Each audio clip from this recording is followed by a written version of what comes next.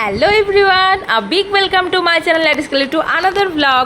Video thumbnail আর caption দেখেই তোমরা বুঝে গেছো আজকে হচ্ছে একটা চিকেনের দারুণ রেসিপির ব্লগ নিয়ে চলে এসেছি।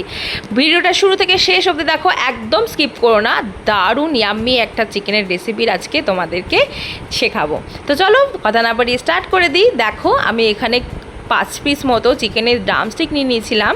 আর আমার বাড়িতে সেদিনকে দিদিয়া এবং বাবি মানে আমার ছোট্ট বোনঝি এসেছিলো, সেই জন্য ওর জন্য ছোটো ছোটো 2 পিস নিয়ে নিয়েছিলাম। তো ভালো করে চিকেনটা ধুয়ে পরিষ্কার করে রেখে দিয়েছিলাম। তারপরে ম্যারিনেট করার জন্য 2 পাতিলেবু হাফ হাফ করে কেটে নিয়ে নিয়েছি, আর খানিকটা মতো গোলমরিচ দিয়ে ভালো করে ম্যারিনেট করে রেখে দিয়েছিলাম আধা ঘন্টার জন্য। তারপরে কি ইউজ করেছি সেটাও দেখাচ্ছি তোমাদের।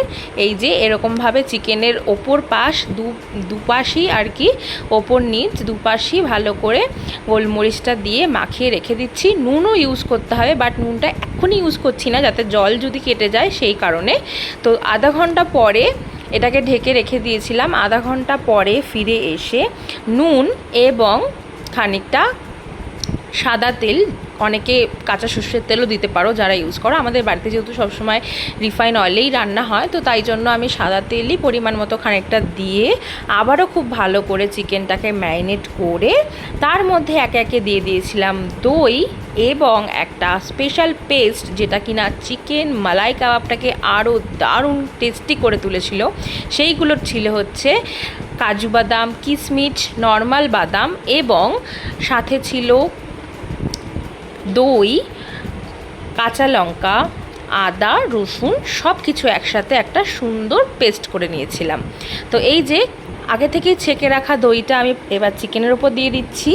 এরপরে ওই সুন্দর পেস্টটা যেটা বানিয়েছি কিছুক্ষণ আগেই, সেই পেস্টটা দিয়ে দিচ্ছি। দিয়ে আবারও খুব ভালো করে ওপর নিচে উল্টে পাল্টে চিকেনটাকে মাখিয়ে রাখবো প্রায় 1 থেকে 2 ঘন্টার জন্য। যতটা সময় বেশি তোমরা মাখিয়ে রাখবে তত কিন্তু চিকেনটা নরম এবং সফট হবে এবং খেতেও কিন্তু টেস্টি হবে।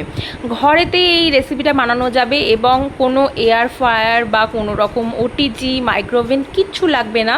আমি জাস্ট নর্মাল ননস্টিকের কড়াইতে এটা রান্না করে তোমাদেরকে দেখাবো, যাতে সবার বাড়িতে তো সবসময় সব কিছু অ্যাভেলেবেল থাকে না। তো যে কেউ এটা বাড়িতে বানিয়ে খেতে পারবে এবং খুব টেস্টি খেতে হয়, খুব বেশি সময়ও লাগে না। হ্যাঁ, ম্যারিনেশন করে রাখতে হয়, সেটা একটু সময় সাপেক্ষ। ম্যারিনেশন করে রেখে তোমরা তোমাদের অন্য কাজ করতে পারো। তারপরে যখন ধরো সন্ধেবেলার দিকে যদি এই সব খাওয়ার ইচ্ছে হয়, তো ঝটাপট ভেজে কিন্তু খেয়ে নিতে পারবে। দারুণ টেস্টি হয়, কথা দিচ্ছি। একদিন আমার এই রেসিপিটা বানিয়ে দেখো, অবশ্যই ভালো লাগবে। আর যদি ভালো লাগে অবশ্যই কমেন্ট করো। আর আমার চ্যানেলের ভিডিওগুলো যদি ভালো লাগে চ্যানেলটা অবশ্যই সাবস্ক্রাইব করতে ভুলো না, আর বেল আইকনটা প্রেস করতেও ভুলো না, যাতে আমি কখনো ভিডিও ছাড়লে সবার আগে তোমাদের কাছে নোটিফিকেশানটা পৌঁছে যায়। তো দেখো আমি ভালো করে দই আর ওই আদা, রসুন, কাঁচা লঙ্কা এবং কাজু বাদাম, নর্মাল বাদাম, কিশমিশের পেস্টটা দিয়ে ভালো করে মাখিয়ে 2 ঘন্টার জন্য রেখে দিয়েছিলাম। তোমরা ফ্রিজেও রাখতে পারো, চাইলে নর্মাল টেম্পারেচারেও রাখতে পারো। আমি নর্মাল টেম্পারেচারেই রেখেছিলাম। তো এবার একটা প্যান কড়াইতে বসিয়ে দিয়েছি, সেখানে অল্প কিছুটা সাদা তেল আর বেশ খানিকটা মাখন দিয়ে ভালো করে নাড়াচাড়া করে নিচ্ছি কয়েক সেকেন্ড। তারপরে একে একে চিকেনের পিসগুলো 2 ব্যাচে আমি ভেজে নিচ্ছি খুব সুন্দর করে। বেশ মানে সময় নিয়ে, হাতে সময় নিয়ে চিকেনগুলোকে ভাজতে হবে। যতক্ষণ তোমরা ম্যারিনেট করে রাখবে তাতেই চিকেনটা অনেকটা সফট হয়ে যাবে। আর তারপরে হচ্ছে ভাজার কাজটা ভালো করে করতে হবে, তাহলেই কিন্তু চিকেন মালাই কাবাব একদম দারুণ খেতে লাগবে। তো দেখো আমি এইভাবে চিকেনগুলোকে ম্যারিনেট করে রেখে দিয়েছিলাম। এবার একে একে 3টে চিকেনের লেগ পিস আমি দিয়ে দিলাম কড়াইতে। এই 3টে প্রথমে ভেজে নেব দুপাশ খুব ভালো করে, তারপর বাকিগুলোও দেখাচ্ছি তোমাদেরকে।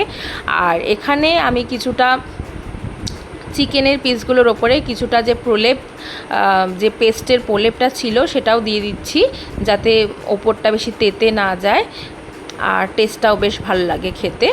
যেহেতু এটা চিকেন মালাই কাবাব, তো মালাইয়ের এই পেস্টটা দিলে আরোই অসাধারণ খেতে হয়েছিল। তো ধৈর্য নিয়ে ভাজতে হবে, আগেও বললাম গ্যাসটা কিন্তু মিডিয়াম ফ্লেমে রেখেই ভাজতে হবে। তো এই হচ্ছে এক পিস আমার কিন্তু এক পাশ অলরেডি ভাজা অলমোস্ট হয়ে এসছে, মানে মোটামুটি বলতে পারো 90% হয়ে এসছে। আর 10% মতো হলেই কিন্তু পুরোপুরি কমপ্লিট হয়ে যাবে। এবার আমি উল্টো পাশটা করে দিলাম, দিয়ে খানিকক্ষণ ঢাকা দিয়ে রাখবো।